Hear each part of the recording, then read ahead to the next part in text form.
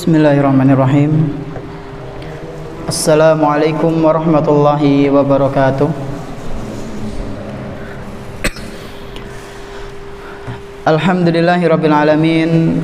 Wassalatu wassalamu ala nabiyyina Muhammadin wa ala alihi wa ashabihi wa man tabi'ahum bi ihsanin ila yaumiddin. Asyhadu an la ilaha illallah wahdahu la syarika lah wa asyhadu anna Muhammadan abduhu wa rasuluhu la nabiyya ba'dah. Alhamdulillah, segala puji hanya milik Allah Subhanahu wa taala, di mana Dia telah memberikan kepada kita semuanya nikmat yang begitu banyak. Dan di antara kenikmatan-kenikmatan yang telah Allah Subhanahu wa taala berikan kepada kita semuanya, kita bisa merasakan manisnya iman, indahnya Islam, dan kita masih diberi kesempatan oleh Allah Subhanahu wa taala untuk menghadiri taman-taman surga di salah satu rumah-rumah Allah Subhanahu wa taala pada kesempatan malam yang berbahagia kali ini. Kita berharap kepada Allah Subhanahu wa taala, semoga apa yang kita lakukan pada malam hari ini bisa kita amalkan dalam kehidupan sehari-hari, kemudian kita ajarkan kepada orang-orang yang kita cintai, sehingga hal tersebut menjadi bekal amal soleh kita kelak ketika berjumpa dengan Allah Subhanahu wa taala di hari akhir nanti.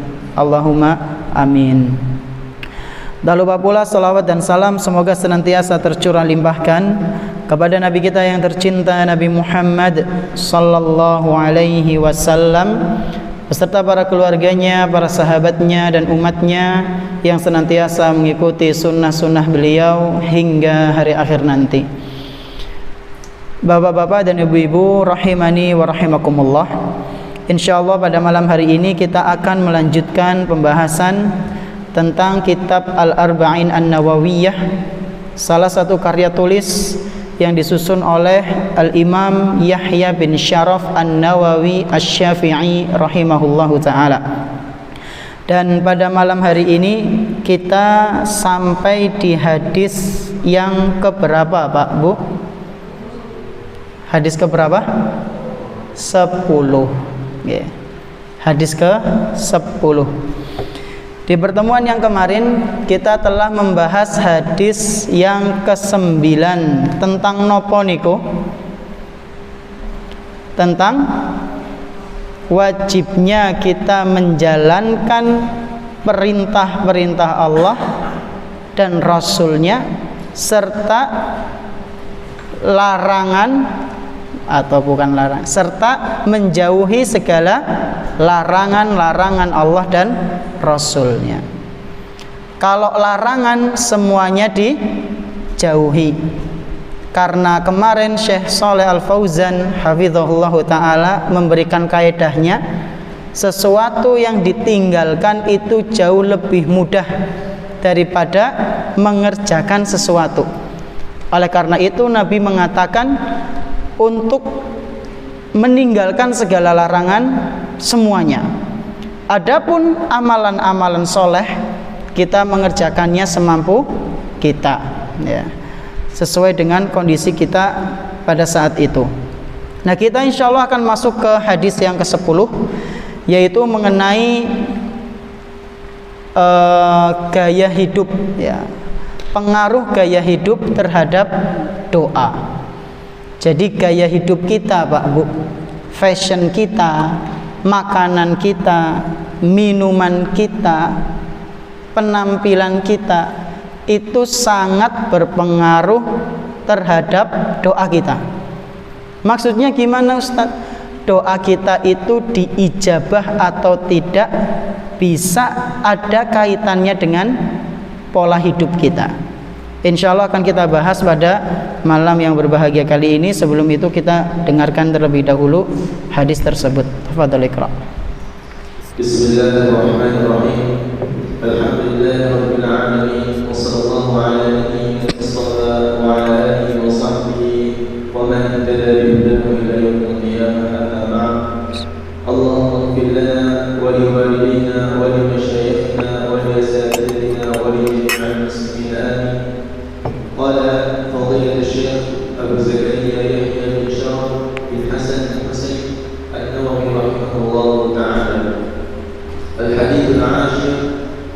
عن أبي هريرة رضي الله عنه قال قال رسول الله صلى الله عليه وسلم أيها الناس إن الله طيب لا يقبل إلا طيبا وإن الله أمر المؤمنين بما أمر به المرسلين فقال تعالى يا أيها الرسل كلوا من الطيبات واعملوا صالحا إني بما تعملون عليم وقال تعالى يا أيها الذين آمنوا كلوا من الطيبات ما رزقناكم ثم ذكر الرجل يطيل السفر أشعث أغبر يمد يديه إلى السماء يا ربي يا ربي ومطعمه حرام ومشربه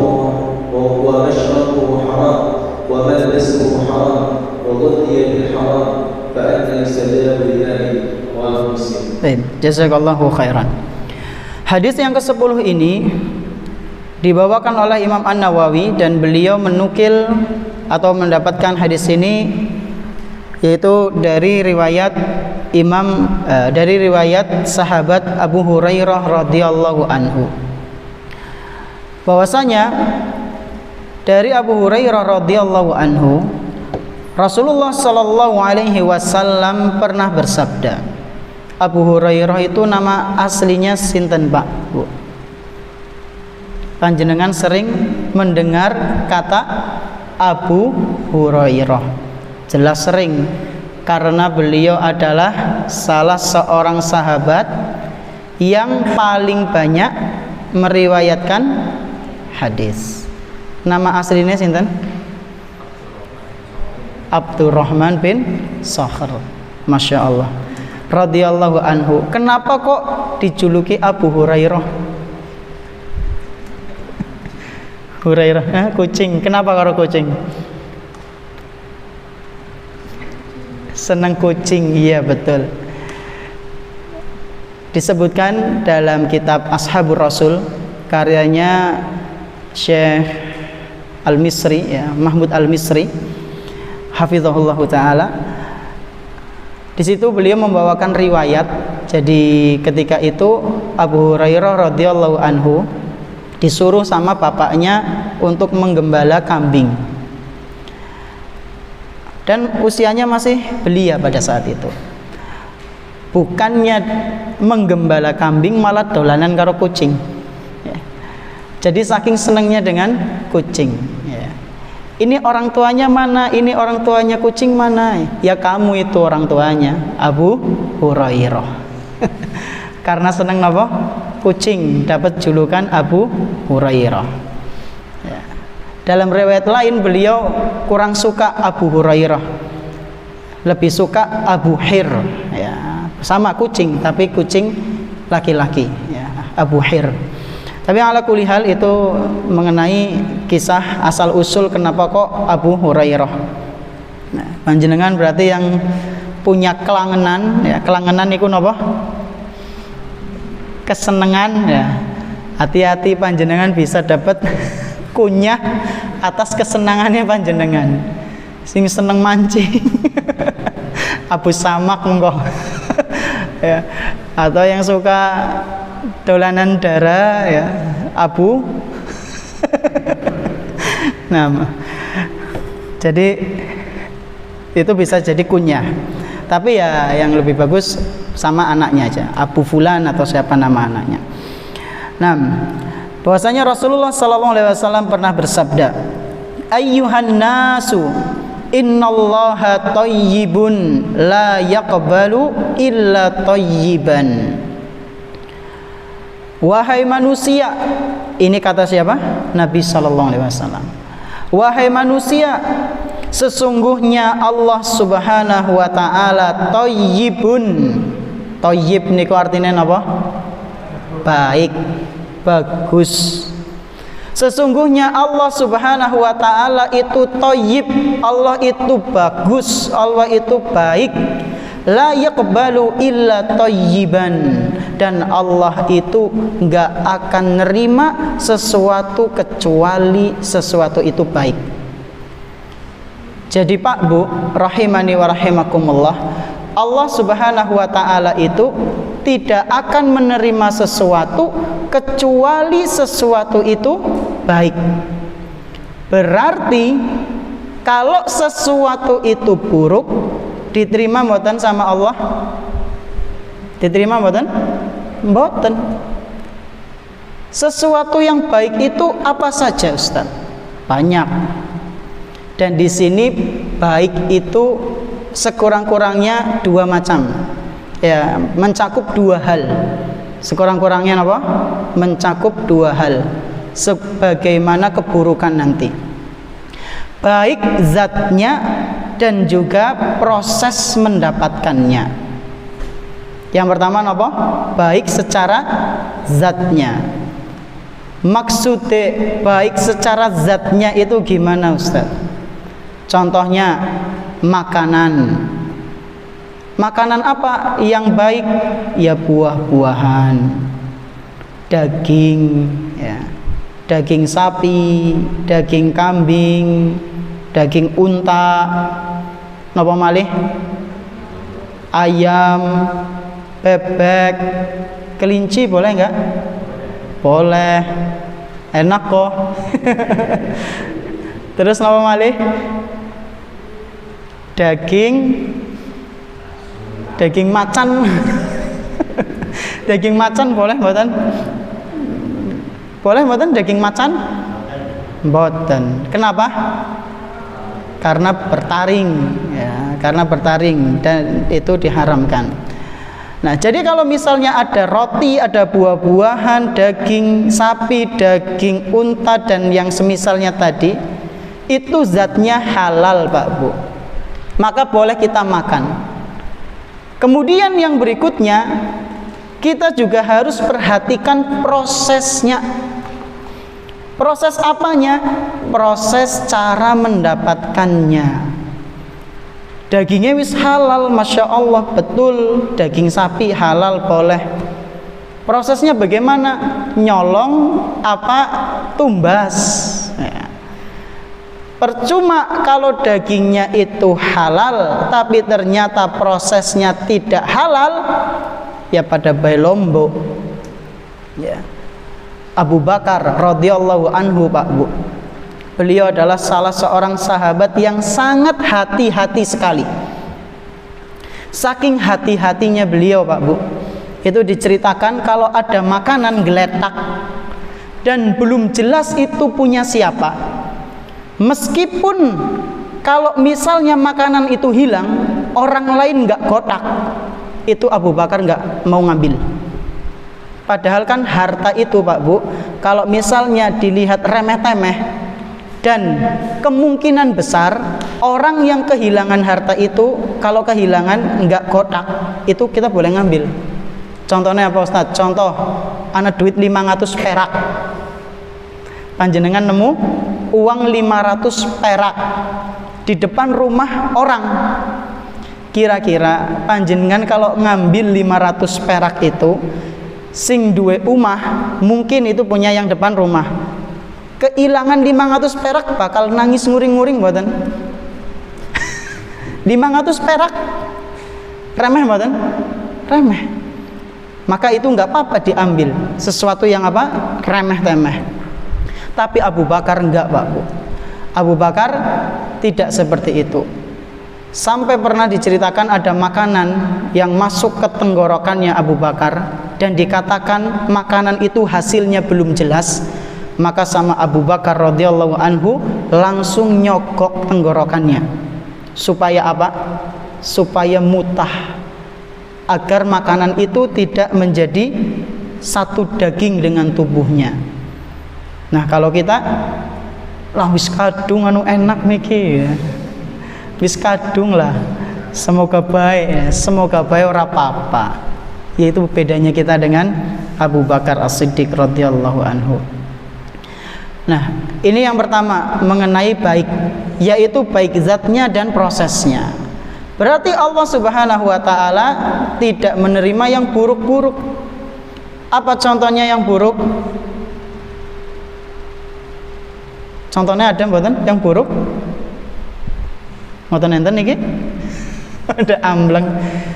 Minuman khamr. Terus napa lagi? Daging babi, ya. Daging anjing itu sesuatu yang buruk-buruk, ya. Begitu pula dengan zatnya, begitu pula dengan prosesnya. Udah zatnya buruk, cara mendapatkannya juga buruk. Maka yang seperti ini tidak diterima oleh Allah Subhanahu wa taala. Dan sebagian ulama ada yang menjelaskan di antara hal-hal baik yang Allah terima yaitu ucapan-ucapan yang baik, Pak Bu. Adapun ucapan-ucapan yang buruk tidak akan diterima oleh Allah Tabaraka wa taala. Di sini Syekh Al-Fauzan hafizahullah membawakan dalil ilaihi yas'adul kalimut thayyib. Hanya ucapan-ucapan yang baik itulah yang akan naik kepada Allah Subhanahu wa taala. Jadi yang menjadi pahala di sisi Allah itu hanyalah ucapan-ucapan yang baik. Nah, innallaha thayyibun la yaqbalu illa thayyiban. Sesungguhnya Allah itu maha baik dan tidak menerima kecuali yang baik. Kemudian kata Nabi sallallahu alaihi wasallam, wa innallaha amaral mu'minina bima amara bihil mursalin.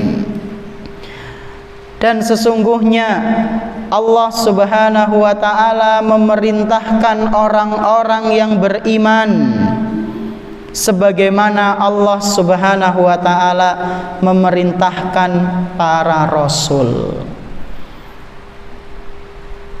Kata Nabi napa Pak Bu? Sesungguhnya Allah memerintahkan orang-orang yang beriman sebagaimana Allah memerintahkan kepada para rasul.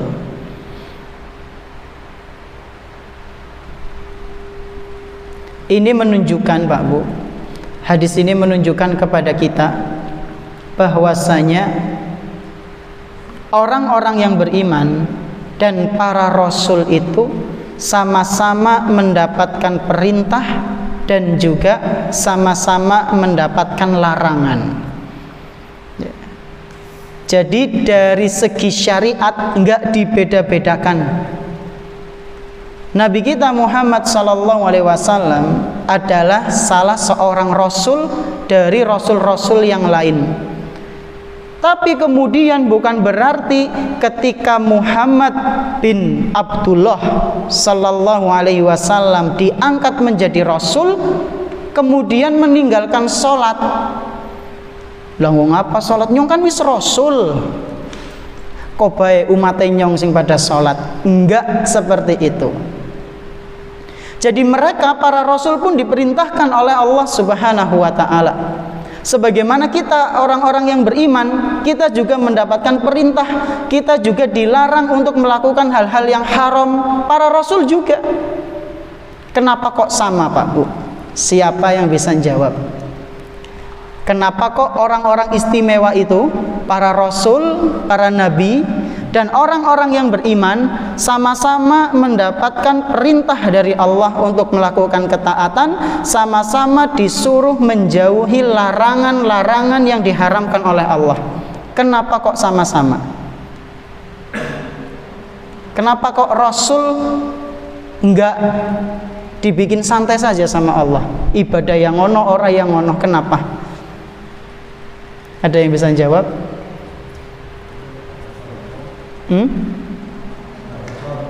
Sebagai contoh, Masya Allah, Barakallahu fiik. Bagus jawabannya. Ada jawaban lain?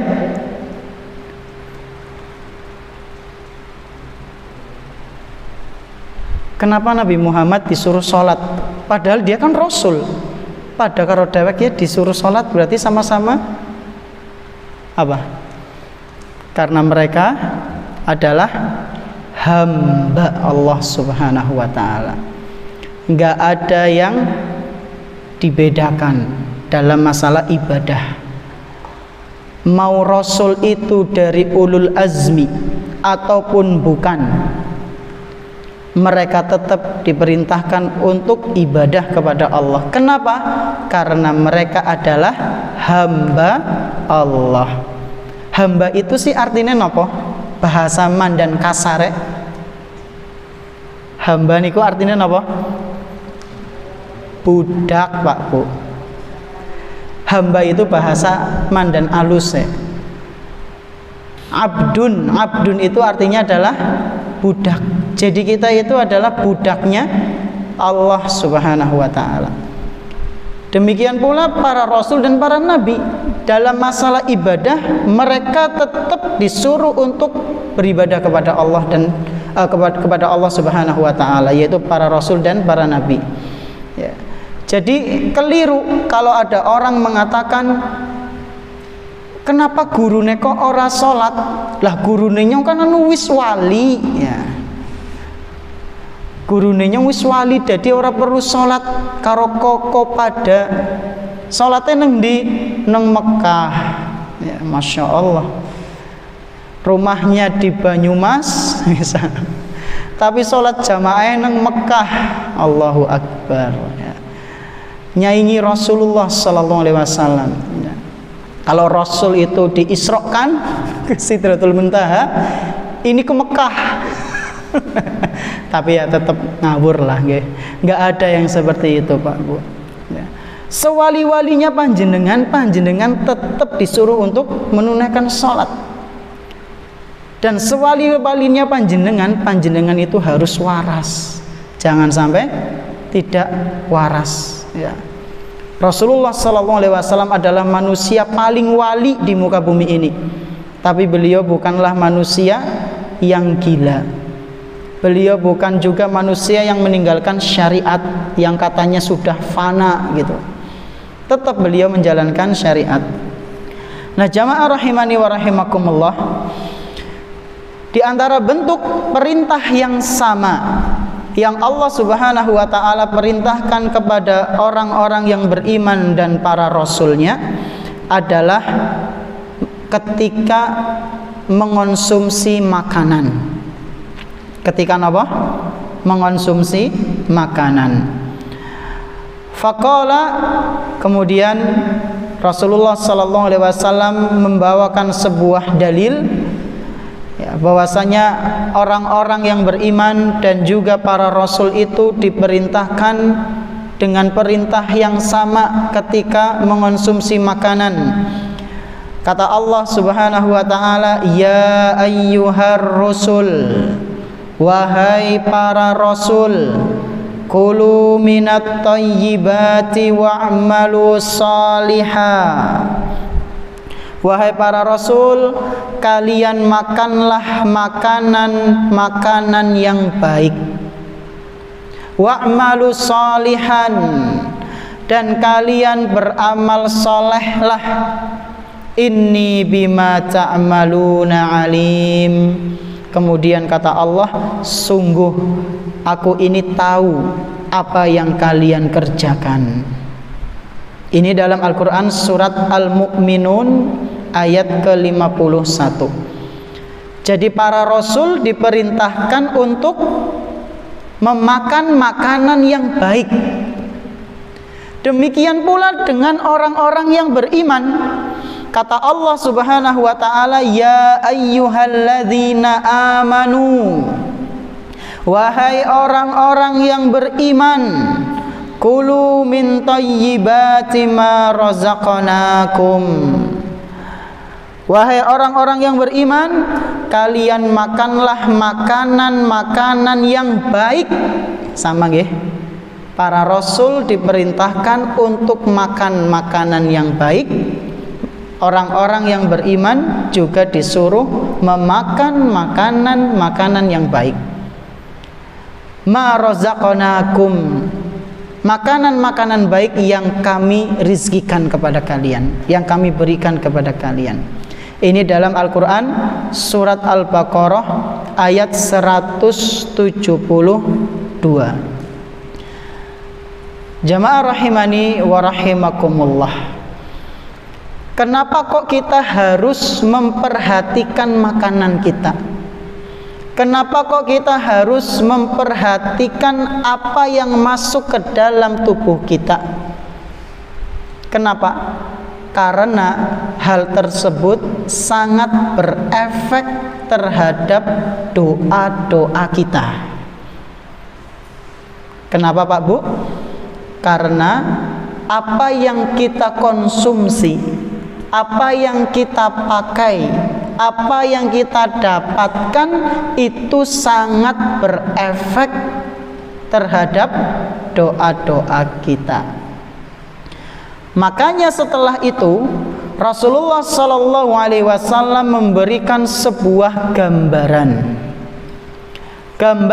tentang orang yang berdoa tapi doanya tidak dikabulkan oleh Allah Subhanahu wa taala. Di antaranya adalah karena dia kenyang dengan sesuatu yang haram. Dia kenyang dengan sesuatu yang tidak dihalalkan oleh Allah Subhanahu wa taala dan Rasulnya sallallahu alaihi wasallam. Kata Nabi sallallahu alaihi wasallam, "Summa dzakara ar-rajula yutilus safar." Kemudian Rasulullah sallallahu alaihi wasallam menyebutkan tentang seseorang yang dia melakukan perjalanan jauh, yutilus safar. Dia melakukan perjalanan jauh. Ash'atha akbara yamuddu yadaihi ila as-sama'i. Dan orang yang safar ini ash'atha itu rambutnya kucel Pak Bu, kusut rambutnya ya. Secara umum kan seperti itu. Orang yang safar ya rambutnya biasanya nggak rapi gitu ya, kusut. Apalagi zaman dulu belum ada pesawat, belum ada mobil, kendaraan. Ya ini kalau yang rambutnya gondrong ya. Nah kalau yang nggak ada rambutnya ya nun sewu, insya Allah tetap stabil ya, rapi gitu. Ini secara umumnya seperti itu. Orang yang safar rambutnya kusut, agbaro, berdebu. Yamuddu yadaihi ila sama, dan dia kemudian berdoa kepada Allah, tangannya dikeataskan. Dan ini Pak Bu termasuk sebab-sebab terkabulkannya doa. Jadi orang ini berdoa dengan membawa beberapa sebab yang bisa mengabulkan doa dia ya, atas izin Allah Subhanahu wa taala. Jadi di antara waktu doa kita mustajab itu ketika safar. Di orang ini ada tidak? Ada. Yutilus safar. Orang ini dalam perjalanan yang panjang.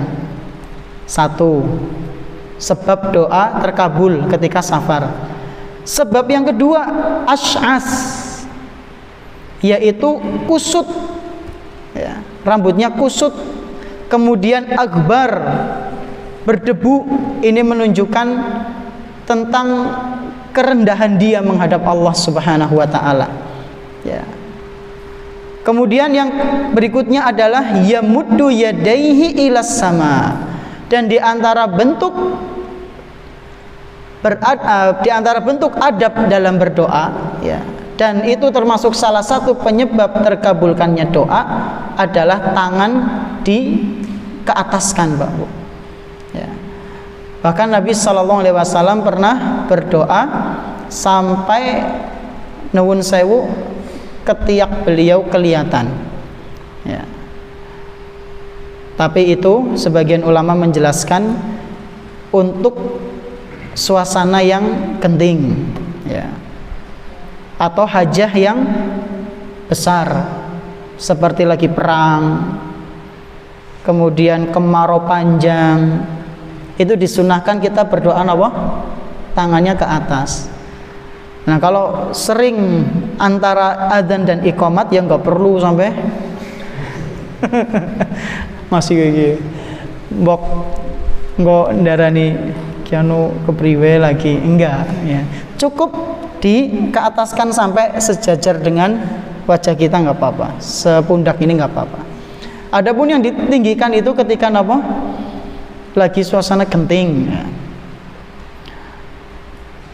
Nanti kalau ada orang berdoa ke atas gini, loh ngapain mas tangannya ke atas? Loh kan sunnah ya, sunnah, orang ngerti apa ya.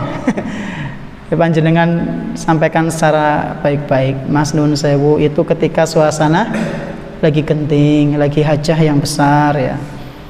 Kalau biasa doa ya nggak usah seperti itu. Cukup secara sederhana saja ngangkatnya. Nah, ini termasuk salah satu sebab terkabulkannya doa. Kemudian dia juga membawa sebab yang lain. Ya Rabbi, ya Rabbi. Dia menyebut nama Allah Subhanahu wa taala. Jadi sekurang-kurangnya ada 3 sebab Pak Bu, yaitu safar, kemudian ngangkat tangan, dan juga menyebut nama Allah Subhanahu wa taala. Ya Tuhanku, ya Tuhanku.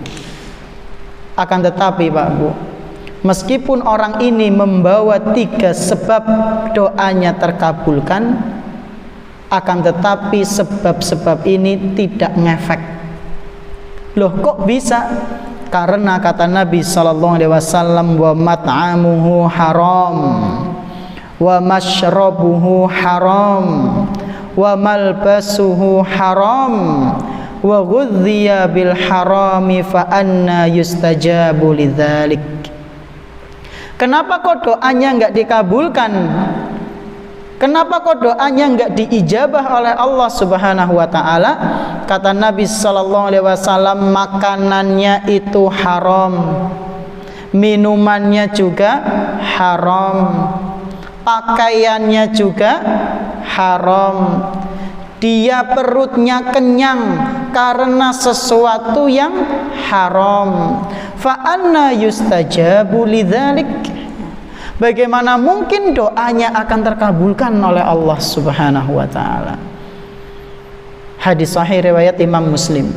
Ini menunjukkan kepada kita Pak Bu ya, bahwasanya pentingnya gaya hidup atau pola hidup yang baik, yaitu dengan cara mengonsumsi makanan-makanan yang halal dan mengonsumsi minuman-minuman yang halal.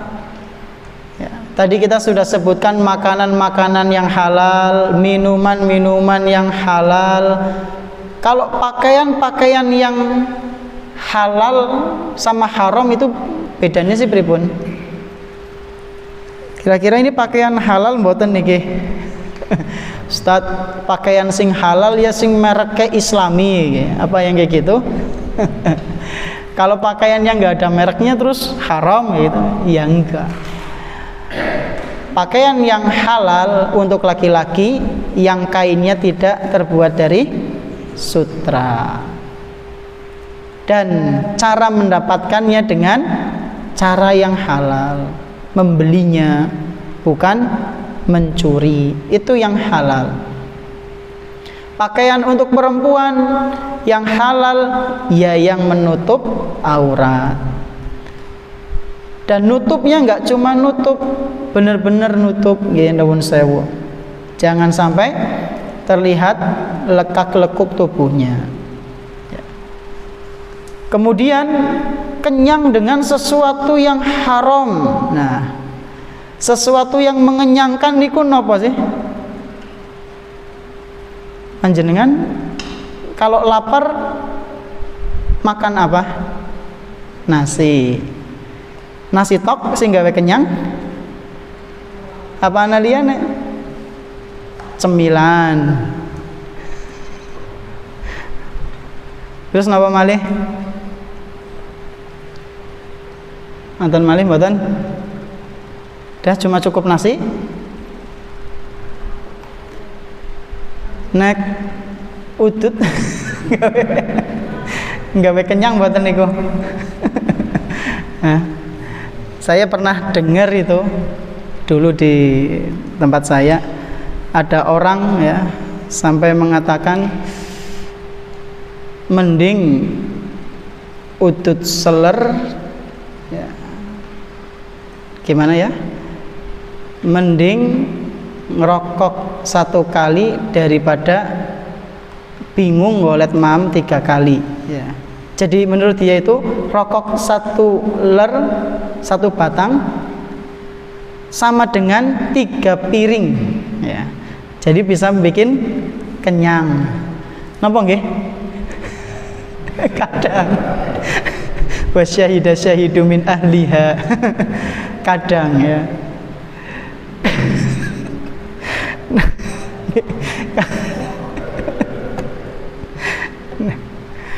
Nah, rokok itu kan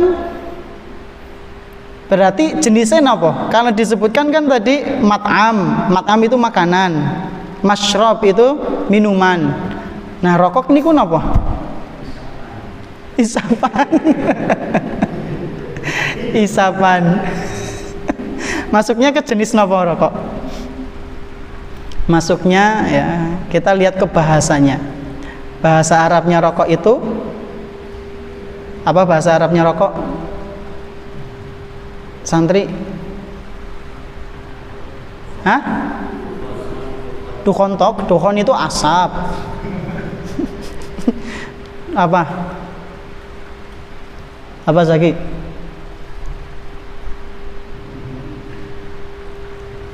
Lupa, syurbut dukhon, minum asap. Itu bahasa Arabnya. Dari kata syurbut dukhon ya. Minum asap, ngisap ya. Berarti masuknya ke minuman mungkin ya. Wallahu a'lam bishawab. Nah, tinggal hukumnya itu ya, hukumnya ya. Kira-kira masuk yang toyib atau bukan itu? Ya, yang toyib atau bukan itu? Pak Tohir. Gimana? Toyib. Cara mendapatkannya toyib nggih, Masya Allah. Berarti toyibnya nambah setengah nggih. Setengahnya durung nggih. Ya, walau alam bisawab. Ya, saya sering pesan ke anak-anak ya, ke santri itu. Misalnya ada perbedaan di antara para ulama ya, tentang ini boleh, tentang itu enggak boleh ya, dan kita masih bingung untuk menentukan hukumnya karena sebagian ada yang mengatakan haram, sebagian ada yang mengatakan sunnah. Sunnah ya orang mungkin mubah ya, ada juga yang makruh. Maka cara yang insya Allah paling terbaik adalah ketika kita ingin mengambil hukum itu, kita masukkan ke dalam benak kita bayangan, gambaran bagaimana nanti ketika kita menghadap Allah mempertanggungjawabkan hukum yang kita pilih ya. Insya Allah itu akan lebih membuat kita bijaksana ketika mengambil hukum. Kira-kira saya mengambil hukum ini ya, khomer ini haram apa mubah ya? Lah nyong milih mubah bae lah, ora apa-apa lah, nginum lah, bismillah gitu. Anget-anget kok ya. Kan ora apa-apa nek seperti tok deh. Bismillah misalnya. Nah, panjenengan harus hadirkan pada diri panjenengan kira-kira ya, keputusan panjenengan mengambil hukum bahwasanya khamr itu halal nanti bisa dipertanggungjawabkan tidak di hadapan Allah Subhanahu wa taala. Kalaupun kita khawatir nggak bisa, maka lebih baik kita tinggalkan ini khamrnya. Daging babi kan wis di apa itu namanya, fermentasi apa ya, kan katanya daging babi haram karena ada cacing pitanya. Loh, cacing pitanya wis dihilang lagi ya, berarti halal mbok ya. Nyembelih nganggo bismillah ya. Dan yang nyembelih orang muslim berarti halal ya. Nah ini kan syubhat lagi ya, kita sudah bahas waktu itu syubhat, perkara yang samar ya, ada yang mengatakan boleh, ada yang tidak. Maka ketika kita mau ngambil keputusan tadi, hadirkan pada diri kita fitrah kita, hati nurani kita, ini kira-kira menyelamatkan enggak ya nanti di akhirat ketika kita akan menghadap Allah Subhanahu wa taala, ditanya mengenai hukum yang kita pegang ya. Dengan demikian insya Allah kita akan lebih bijak dalam menyikapi hukum yang masih simpang siur di kalangan kaum muslimin. Nah, jamaah sekalian rahimani wa rahimakumullah, ini mengenai hadis yang ke-10, yaitu hadis tentang pentingnya kita menjaga makanan, kemudian minuman, dan juga pakaian-pakaian yang kita kenakan dalam kehidupan sehari-hari, ya. Kemudian kita perutnya juga harus perhatikan, kira-kira kenyang karena apa? Kenapa itu semua harus diperhatikan? Karena ini bisa sangat ngefek ke doa-doa kita. Oleh karena itu jangan buru-buru suudzon, jangan buru-buru buruk sangka kepada Allah Subhanahu wa taala. Nyong awit biyen doa deneng ora tahu dikabul-kabulkan, ya. Saya dari dulu minta kepada Allah Subhanahu wa taala A B C D, kok yang dikabulkan cuma satu ben ora sempurna gitu. Tidak sesuai dengan harapan, ya. Kenapa ya? Maka kita harus napa Pak Bu? Introspeksi diri kita, muhasabah diri. Kira-kira apa yang menyebabkan doa kita itu tidak dikabulkan atau belum dikabulkan, ya. Ya diantaranya karena konsumsi-konsumsi yang diharamkan oleh Allah dan Rasulnya Sallallahu Alaihi Wasallam. Ustaz, tapi nyong pengen dongane dikabulna ya. Meskipun nyong ora sholat, ya. Meskipun saya mengonsumsi hal-hal yang dilarang, saya juga minum khamr, ya. Tapi deneng aku dikabulna, ya. Saya enggak sholat, tapi deneng doaku dikabulkan. Saya pernah diceritai sama teman saya Pak Bu, teman asli, teman benar-benar teman sebaya, ya, waktu itu. Jadi dia cerita ke saya, semua keinginannya itu katanya dikabulkan. Dia cerita dengan senangnya, ya. Apapun yang dia bayangkan itu dikabulkan oleh Allah Subhanahu wa taala. Nembe batin dikabulkan. Sampai dia cerita ke saya, "Nu, ya, nembe bae wingi. Aku ke ngebatin kerja nek ana motor kayaknya enak temen ya. Kerja nek ana motor enak temen ya. Ngisuke boseng woi motor ming aku." Masya Allah ya. Wali ke. Nembe batin langsung terkabul. Terus wingi aku pengen kiye dikabulna juga. Aku pengen kiye dikabulna juga. Pokoknya cerita panjang banget sampai pada waktu Isya muadzin mengumandangkan azan.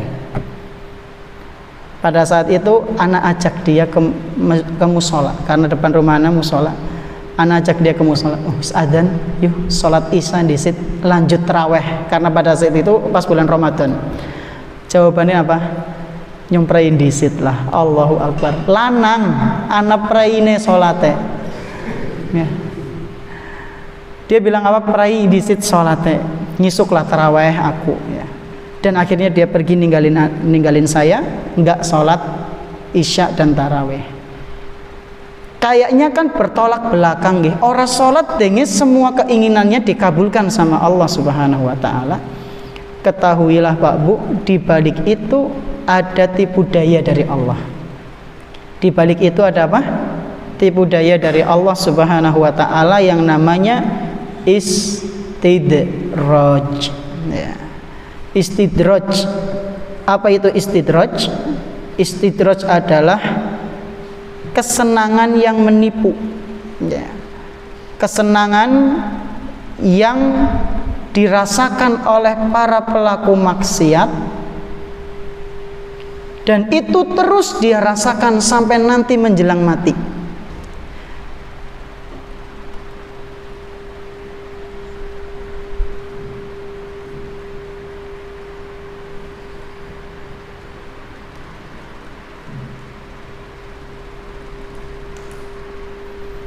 Dan ini disebutkan oleh Allah Subhanahu wa taala Pak Bu dalam Al-Qur'an, yaitu dalam Al-Qur'an surat Al-An'am ayat ke-44. Jadi kata Allah Subhanahu wa taala,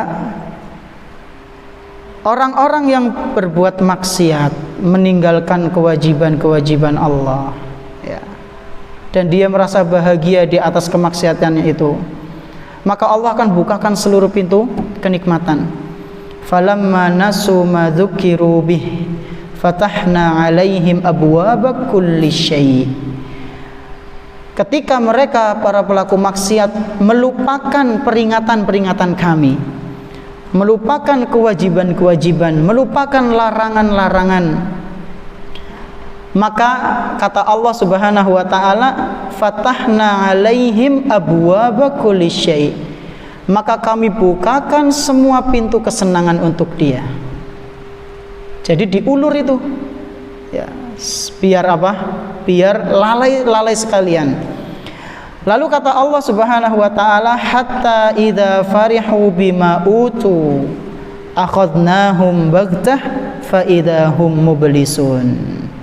Sampai pada akhirnya nanti di ujung kematiannya, kenikmatan terus dia rasakan, kebahagiaan terus dia dapatkan, sampai ketika titik hari pada dia ajalnya menjemput, ya, maka pada saat itu kenikmatan itu akan dicabut dan dia akan kaget sekaget-kagetnya dengan siksaan yang datang tiba-tiba. Kita saja kalau lagi ngerti seneng, ya, medang kopi isuk-isuk, ya, santai karo cemilan, ngerti anak gempa, analisus, ya, kaget mboten? Kaget. Ada angin puting beliung, tiba-tiba hujan besar, padahal tadi lagi nyantai, lagi seneng, tiba-tiba ada bencana besar. Demikianlah sedikit gambaran mengenai orang-orang yang dia lalai, ya, kemudian dia berada dalam kenikmatan, ya, kalau dia tidak sampai ingat kembali kepada Allah Subhanahu wa taala, maka akan ada sesuatu yang mengagetkan dia, karena selama ini dia berada di atas kenikmatan. Semoga kita bukan termasuk dari orang-orang tersebut, ya, dan Allah Subhanahu wa taala semoga senantiasa membimbing kita di jalan kebenaran, kemudian mengamalkan ilmu yang kita pelajari, dan memaafkan segala kekhilafan kita, kesalahan kita atas perbuatan-perbuatan yang kita lakukan di setiap harinya. Mungkin ini yang bisa kami sampaikan. Mohon maaf atas segala kekurangannya. Terima kasih atas perhatiannya. Subhanakallahumma bihamdik, asyhadu an la ilaha illa anta, astaghfiruka wa atubu ilaik. Wassallallahu ala nabiyyina Muhammadin wa ala alihi washabihi ajma'in. Wassalamualaikum warahmatullahi wabarakatuh.